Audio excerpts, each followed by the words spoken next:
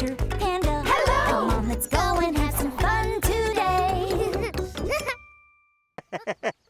All the materials are used. I guess we're done. Yeah, done. Hey, Dr. Panda, where's the rope ladder for the outside slide? Rope ladder?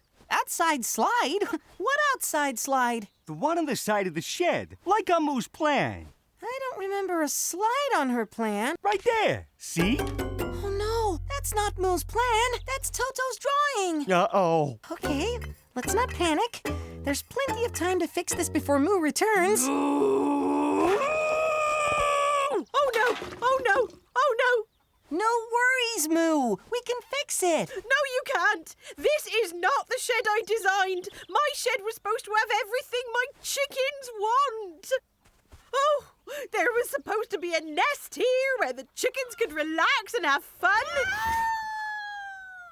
And there was supposed to be more nests here where my chickens could have a great time sitting still and enjoying the view. I don't think your chickens want to sit still or relax, Moo. Look at them having fun with the new shed. But it's not what I designed. Maybe not, but it's exactly what your chickens want.